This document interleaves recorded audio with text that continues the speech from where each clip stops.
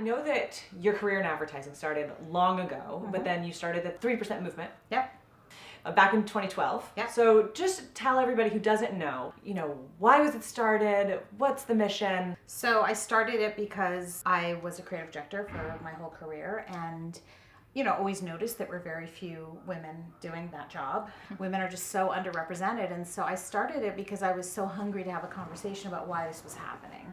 Started a Twitter handle called the 3% Conference and announced it. Join me, I just, just put it out there. Join me. Literally me. And sometimes I would talk to people and say us and we, and they'd be like, oh, who else? And I'd be like, actually, it's just me.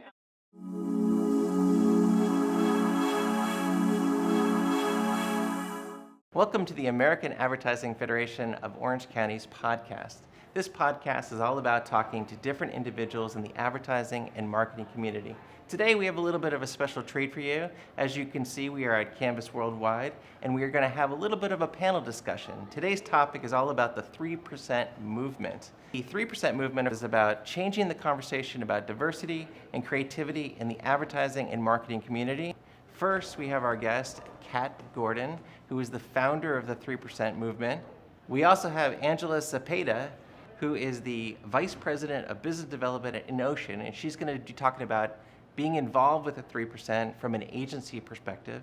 And our guest host today is Rachel Svoboda. Not only is she the American Advertising Federation of Orange County's president, but she's also a partner and senior VP at Gigasavvy, which is an advertising agency in Orange County. To learn more about our guests and to learn more about the 3% movement, I'm going to pass it over to Rachel.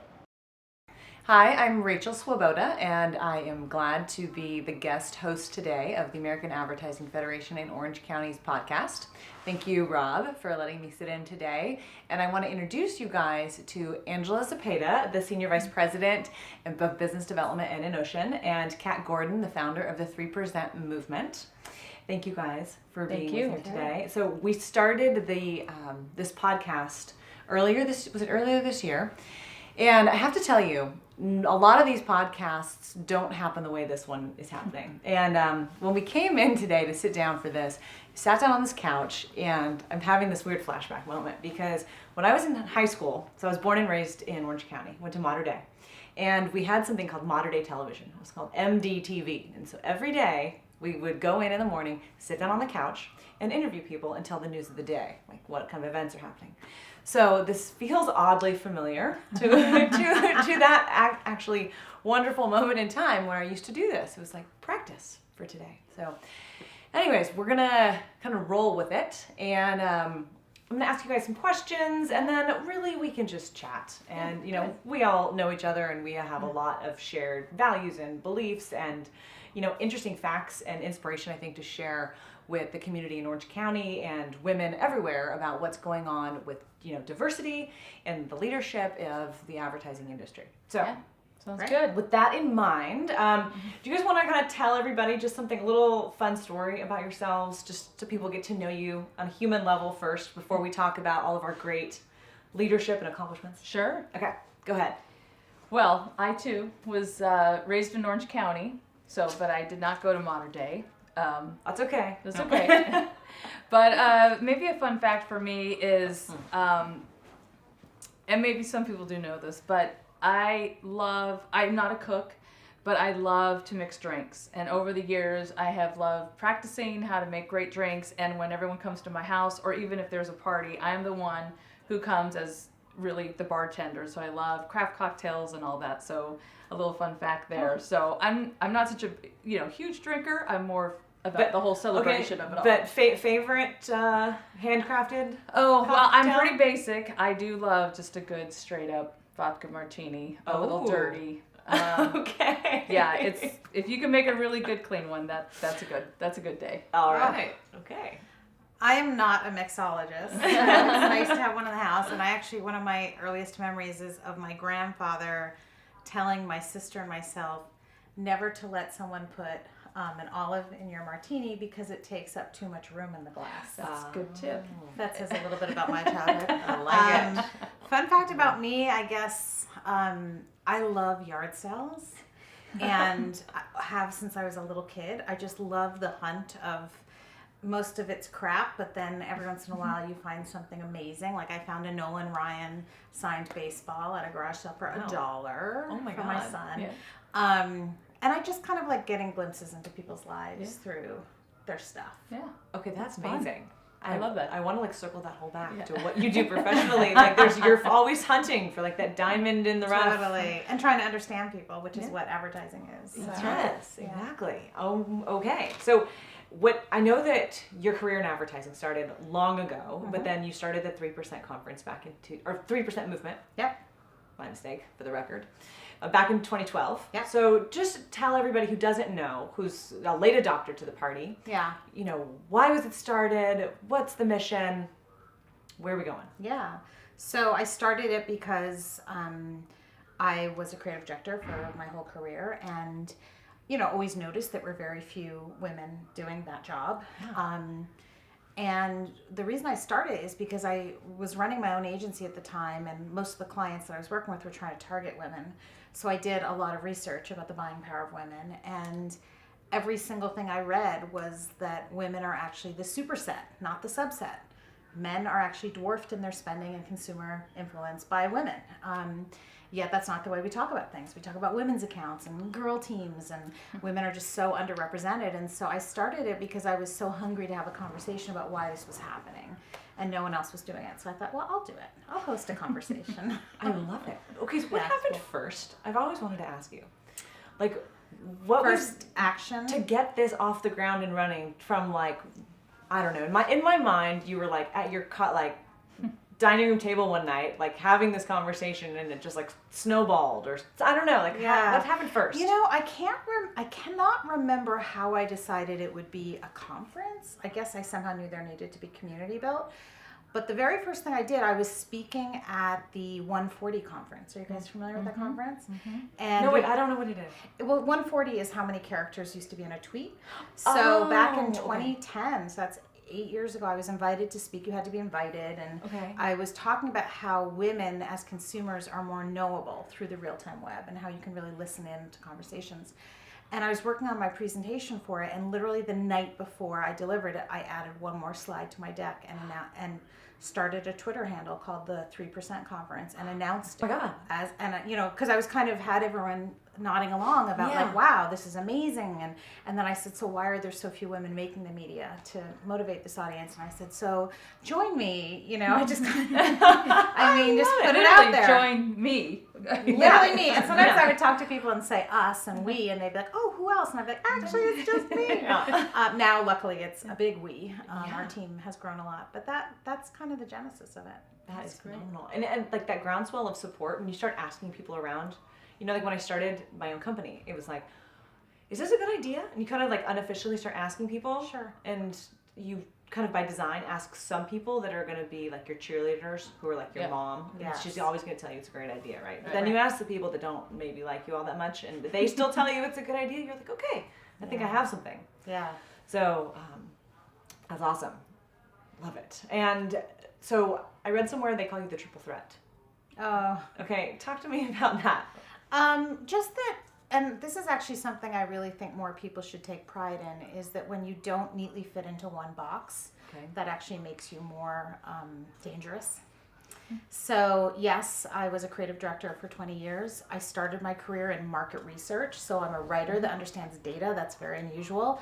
I also am a mother, and so a lot of the clients that I serviced when my children were young were trying to talk to women about motherhood, and most brands did it in a very heavy-handed way, and it had to be done very carefully. So I just kind of was this mom whisperer writer with a research background, and I guess that's what makes me dangerous. I mean, I love it, and I love all of those talents together, because you see women looking for inspiration, or looking to find someone who is, oh, when I grow up, I want to be like that. Yeah.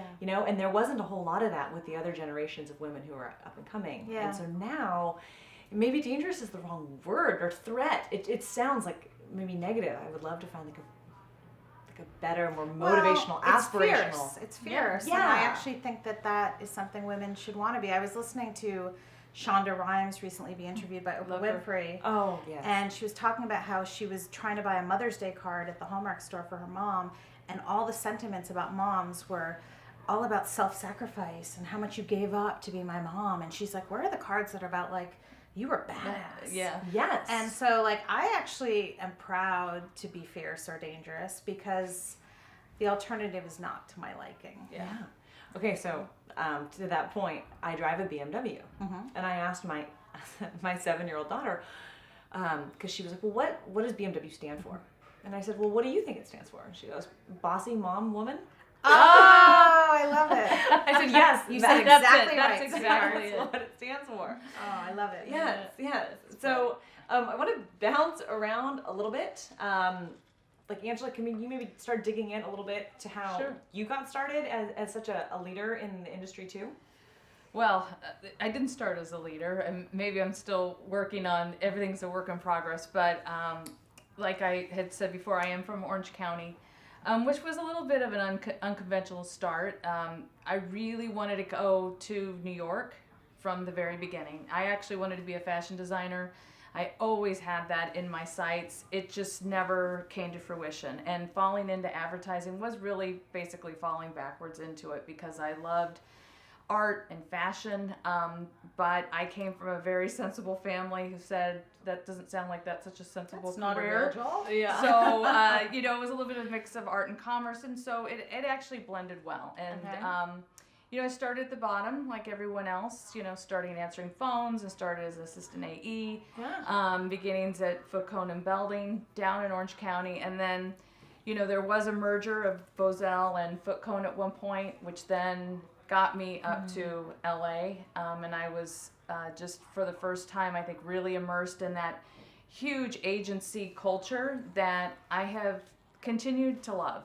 I have worked at a smaller agency just for one part of my career since then, and it just wasn't a fit for me. I think I've become a little institutionalized through the years, but I grew up on the account side, started in automotive, and then just started getting picked to do new business, and ended up loving it. I loved the sort of the pace, the hunt, the coming up with a solution, going quickly through a creative product, and then just the feel of a team coming together. I just...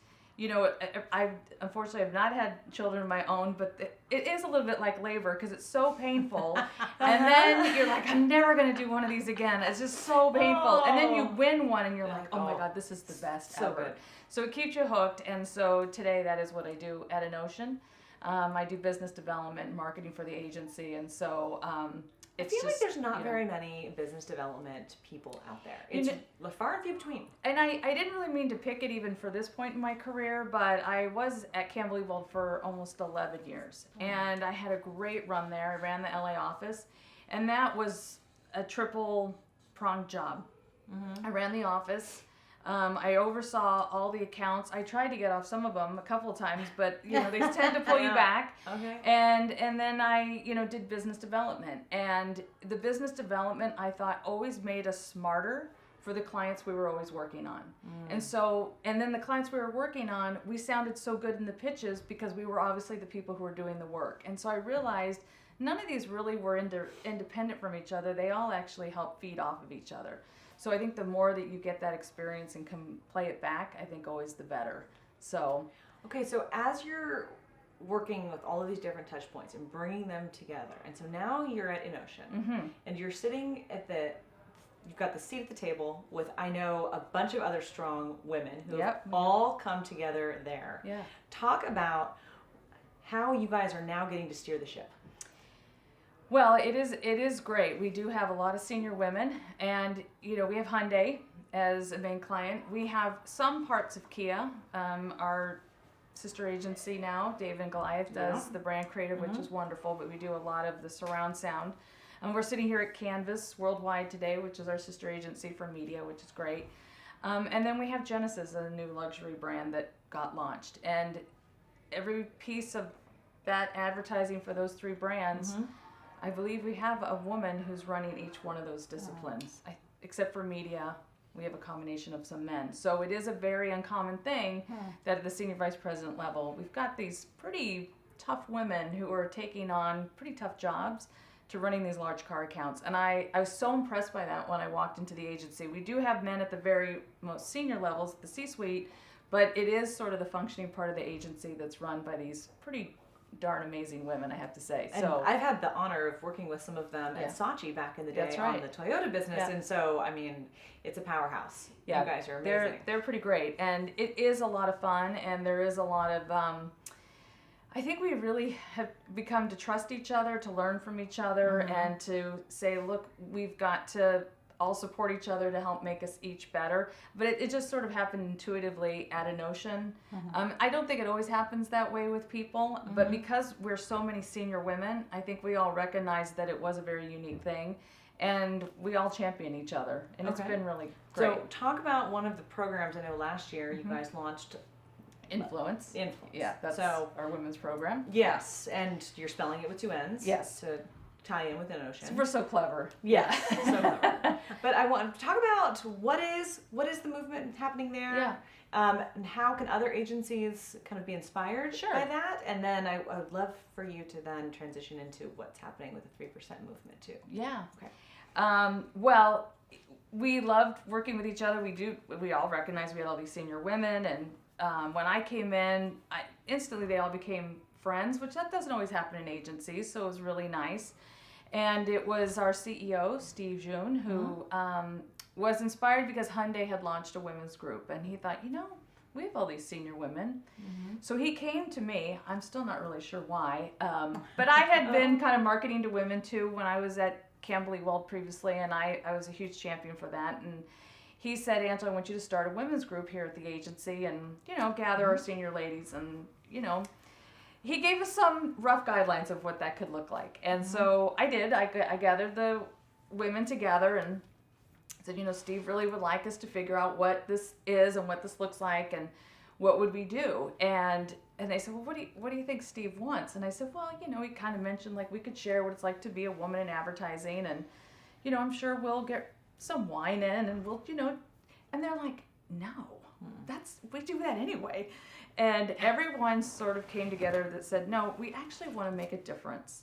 We want to be inspired by what's happening on the outside, but at the same time, we are this agency that's got these 3 huge car accounts. We do have a connection to Korea, obviously, because we're owned by a Korean company, and it makes us feel very closed at times. And we're sitting down in Huntington Beach, and everyone said, no, this is a chance for us to say, we've got all these awesome women here. Let's actually make a stance. Let's have Innocean break through what is pretty unexpected. And so we just started thinking about what that looked like. And we thought about bringing in speakers and doing events outside of the office. And going through the 3% audit was very first on our list. I have to say, and I have that list just to prove that it was one of the things. But what we wanted out of it was, we felt like having outside perspective would be really great for an agency like ours. As awesome as it is, we knew that there were things that were maybe industry standard that maybe we just weren't up to speed on. And so we really wanted to do the audit from the very beginning. And so we feel very lucky that it took about a year to get to this place, but we're just starting the audit process right now. So can you tell everybody who doesn't know, what is the 3% audit and how does that work as the first step? Yeah, we actually try not to use that word because it sounds so punitive. Oh. Like the IRS is it's called 3% certification. Certification, Yeah. that is the word. Yeah. Yes. And we started it for the exact reasons that you mentioned. So I've been doing this now for 7 years, and so many agencies bring us in and they would say things to us like, how are we doing? We have no idea how we're doing. Who else is doing what? Like, what should we be aspiring for?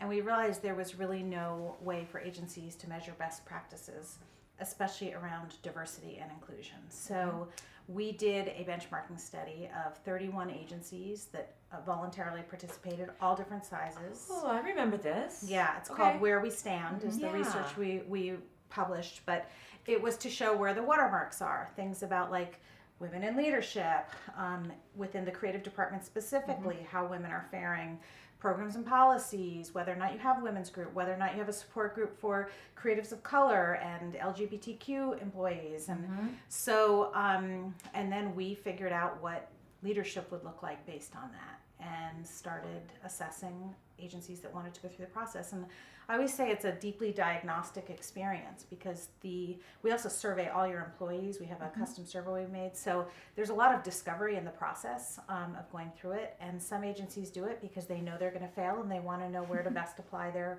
attention. So, and now, it's like, imagine you're sick and you go to the doctor's office, right? And you're like, okay, I have a cough and a scratchy throat, right? And you're gonna tell them what the symptoms are, and they're gonna diagnose you.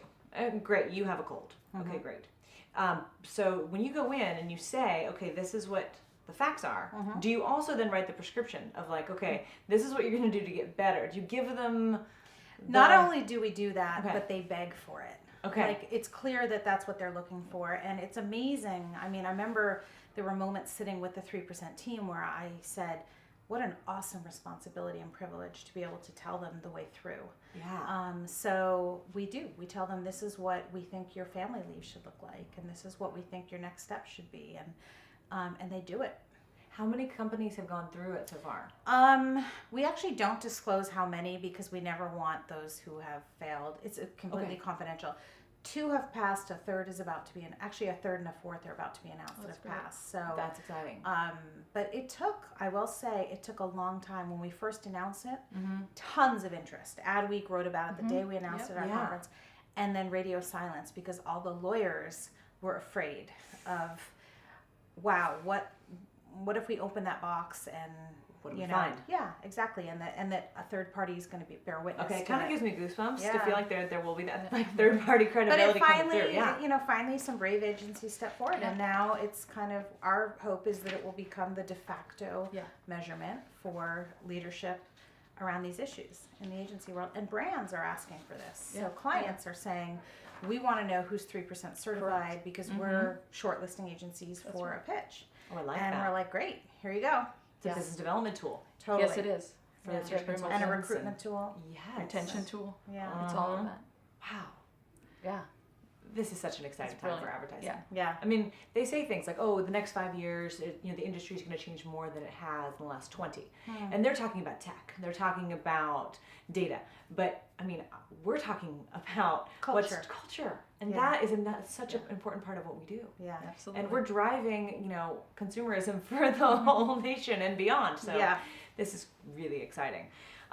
Okay, so have you noticed, and I think I probably can guess the answer, but over the last few years since you've been doing this, the change that you've seen, like is it really obvious or is it slow? Like what have you noticed that probably wouldn't have happened if you hadn't started this? Yeah. It's actually so much more pronounced and faster than even I could have hoped it would be. So even things like sometimes I have to remind people about what used to happen just a few years ago. Yes. Mostly all male juries for creative awards. Super Bowl ads that were incredibly misogynistic or stereotypical of both men and women. Changed. I mean, both those things, dramatic change in a very short period of time. And then just the women in leadership. I mean, when we did our benchmarking study, and again, these 31 agencies that participated are somehow in our orbit, so they're probably the more progressive agencies, but 29% female creative directors instead of 3% where we started. Wait, we are up to 29%? 29% female creative directors. That's great. That's Yeah, it's amazing. Yeah. So yeah, I'm incredibly hopeful. And sometimes when you give vocabulary and community to something that the world is poised to kind of embrace, it can happen very, very fast. And that's how it feels. Yeah, we were ready. Yeah, exactly. Yeah, exactly. Yeah. So and Innocean, you guys are ready for the next. We're completely step. ready. Yeah. And we do want that outside consultative,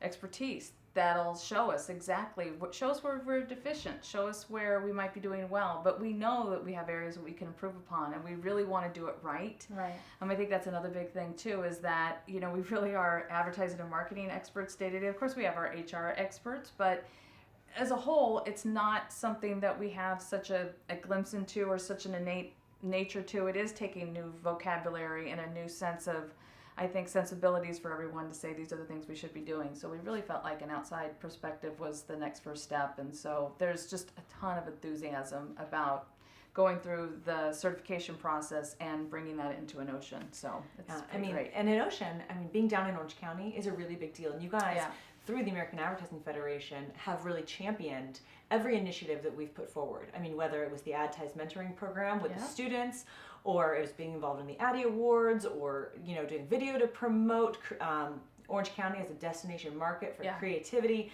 So you guys continue to really set a great example for the region. Yeah. And I'm hopeful that other agencies down in Orange County will make that first step and will call you. And because you have been so, by the way, I have to compliment you. You've been so just generous with your time. Every time I feel like I reach out to you with something, you're there, and it's really supportive. And I feel like if I feel that way, everybody probably feels that way. Thank you. So it's really nice. And now you're here in town today, which is very special because tomorrow is the mini conference in LA. Yeah. Can you tell everybody a little bit about what it's going on here tomorrow? Just so I know this is not going to come out tomorrow, the video. It's going to take a little while, but not everyone will be there. It's sold out. We're going to be there, but tell everybody what's about the mini conference. So we do one traveling event a year in addition to our big, huge fall conference. And we try to pick a market that we can go deep on a sub-theme around. So last year we were in Detroit and we talked about automotive advertising. Perfect. So we picked Playa Vista because we really saw that there's a tech community here. Now I live in Silicon Valley, and so it's on my radar as like, wow, this is an area that's really driving a lot of innovation. And I had been watching for probably like the last 4 or 5 years a true belief in my own mind that the way to eradicate bias will be driven by tech. Because the way we think and the way our brains work, if you know anything about bias, it's very difficult to manage bias out of your behavior. It's much easier to manage it out of processes and programs. So tech is leading the way. And so we have a conversation tomorrow, one-day conference at Deutsch, about where all sorts of different technologies, A1 and AI and VR and I've been typing it, and so my brain remembers it. But just all the different ways, like VR is a great example of something that's driving empathy. And empathy is a huge way to get people to see the world through someone else's eyes. And so VR is a great tool for that. And so we're going to be talking about how tech is driving change around diversity. And like you said, it's the largest traveling event we've ever had. We're completely full, 420 people. So there's a lot of interest and appetite for this conversation. Yeah. A couple of years ago, I was at the event in New York, and I met a woman who started the Girls Lounge. Oh, Shelley Zalis. Yes. Yeah. And then I have seen the Girls Lounge, and for those people out there who don't know what it is, I'm just going to give a little plug for them because I think they're amazing. They are amazing. They travel to all these different events like South by Southwest or Cannes Film Festival or CES. And they'll find an amazing penthouse or somewhere fantastic to set up, and then the first thing that struck me was come to the Girls Lounge, and it was this big sign, and I was like, well, I wasn't invited. Well, I'm just going to go to the penthouse. So what's the worst thing that can happen? They'll kick me out. So I walk in, there's this beautiful candy bar, and it's like men $1, women 73 cents. Yeah. And I was like, okay, wait, this is really clever. And then there was drinks and food and get your hair done and your makeup done. And so a couple years ago, I started trying to do those at the office. Like our own little example of the Girls Lounge. Yeah. Just to bring a little bit of that piece of what I learned home to Orange County. Are they going to be there tomorrow? Is that still happening? It's funny you mentioned because Shelley was the inspiration behind a chat bot about gender equality that's going to be presented. I'm not sure if she's coming because I think she was going to be out of town because she's local to this area. Oh, okay. But she and I have, met many times, and we don't need a girls' lounge at 3%. We need a guys' lounge. I'm always like, I need you to buy, a bourbon and cigar to get the guys to come. So I'm a big fan though because she especially went into conferences that were very, very heavily male, where women did not feel included. And she created this kind of safe space for women to do business. And I've been to that, especially in Cannes, it's that dramatic setting. And I've met so many amazing women there. And she's a very generous person, Shelley. I don't know. I hadn't really planned on giving her a plug, but it just sort of she's went there. Deserves it. Yeah, very nice. Let's see. Who should go to the 3% conference, by the way? Like you just said that thing about like men. So yeah, every year before the big conference, I always put out the same evergreen tweet.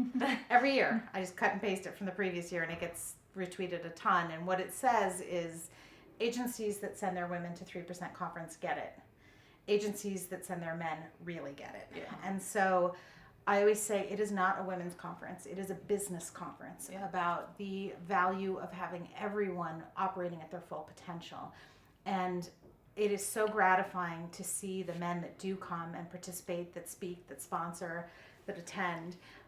They are among the most awake and vibrating and generous souls at the end of the 2 days, very eager to get involved and to bring other men into the crusades. So yes, anyone, in a way, our message, our tagline, creativity equals diversity, diversity equals creativity equals profitability. And creativity is just another way of saying innovation. And there's not a company in America that doesn't have innovation at its core. So even though our stories about advertising agencies, any company that's trying to unlock people's creative genius should be at the 3% conference. it's for everybody. Yeah. Okay. Totally. Yeah, I think adding the men is a really important element. We just had a speaker come into the agency, Sarah Hirsch-Bordeaux. She started the production company Women Rising, and she's quite fierce. She has a really interesting background, and we didn't have as many guys come to that speaking event, but one of the guys who came, he has been to every one of our influence events that we've had at the agency. And he came up to me afterward and he said, "Oh, I really loved what she said." And he says, I come to these, he goes, "I know I was like one of the three guys," he says, "but I have a daughter, and I want to make sure that the world that she goes into college and then as a professional is the one that you guys are wanting to happen today. And I want her to have that." And he says, "So I want to be part of that conversation." And he said, "I didn't get it before. I do get it now as a father." And he said, "I want all the men to feel like I do and say, you got to be part of this conversation because we're all in this together." So he's like, "Can I send an email out?" I said, "Yeah." So he sent out this great email. And so we got a lot of the guys saying, we'd love to make sure, you really tell us that it's for everyone. And there's a little bit of, they think it's just for the women, but it's not. It really is for everyone. We're trying to make that feel like it's a conversation we all should be having. Nice. Yeah, it's nice. It's good. Let's see. I'm glad that you said that. Yeah, about thanks. Men. I'll be curious to see how many men are there tomorrow. I think there's going to be a gonna lot be a of men. Yeah. That'll be I heard there's a lot. good. Yeah, All right. people I know. Let's see. I'm starting to sort of wrap up, but I want to pull this up just for a second. Can we see it? So, Kat, you guys put this book together. I think it was really powerful and moving. And I'm just going to flip through it. There's different stories and quotes and inspiration and women and men and people that have contributed to this. And it led me to ask you, are you going to write a book someday? Is this all going to turn into like First of all, Thought I about want it? to say that Jack Morton made that book for us. So Oh. shout out to the did a amazing beautiful people. job. Yeah, and All it was right. their idea, and It's gorgeous. And Bruce Henderson's team did a great job on that. I get asked that a lot about, am I going to write a book one day? And a lot of my friends, including my business partner, Lisa Stromberg, have written books, and I've supported them and read their books and gone to their talks, and nothing about it appeals to me. It looks, no, I feel like the platform I have and the way I get my ideas out is very gratifying, and maybe it's because I'm a copywriter and I'm trained in short, snackable size. Like the thought of trying to sustain someone's interest for 300 pages is just unthinkable to me. So no. However, I will say this. I wrote a children's book that has not been published that I am seeking to get published. And I wrote it that's cool. probably about 8 years ago about my two sons who refuse to wear pants. They only wear shorts, no matter how cold it is out, which I love that. My son is the same way. It's a phenomenon, and no one talks about it. So I wrote this very silly book called Pants Schmants, The Boys Who Only Wear Shorts. And it's fully done, and I want to get it published. So okay. there you have it. I'm putting it out into the universe. That's right. I'm sure it will come. Another tidbit we didn't know about you. Yeah, that's true. A fun fact. Yeah. I love it. Nice. That's awesome. Yeah, there's a kids book series right now that I'm reading to my daughter. Good Night Stories for Rebel Girls. Have you heard about this? No, but what a great title. Oh my God! I'm going to send you both copies. Okay. So they have taken all of these real world stories. You got like Joan of Arc. You have Hillary Clinton. You have Beyonce, Madonna. Like all of these different women. And there's an illustration, like a cartoon illustration, and then a 1-page snippet, like once upon a time, Eleanor Roosevelt, blah blah blah blah, and it like not dumbs it down, but it makes it kid friendly. It's just very and simplifies the my story. daughter loves them. We read them every great. night, and I'm like, this is the kind of stuff that I wish I had been able to been read as a child, rather You should than read it to your son too. Yeah. Would he? Yes. Right now we're in like a trucks and dinosaur. Oh, is he little? He's 5. Oh, Just okay, turned. Yeah. But I've been there. I've been in the trucks and dinosaurs. Yeah. So once I can Do you hold go to his construction attention. sites and just sit there and watch? Oh my God! Good night, construction site. Yes. Every night. I used to know the name of every single backhoe and. Yeah. So eventually, yes, That's we'll fun. evolve that. That's but awesome. for now. Anyways, okay. Is there anything we didn't talk about that you guys were wanting to share? Because I don't want to miss anything. I know we've bounced around a little, but I mean, one thing that I'm very, very concerned about and eager to make a contribution around is creatives of color. okay. And, when we talk about how hard it is for women, it is really difficult for people of color in our industry to break in, to stay in, to be recognized as leaders. I saw some research that Soledad O'Brien tweeted this week about the wage gap between black families and white families that was shocking. I mean, shocking. Everyone needs to read that report.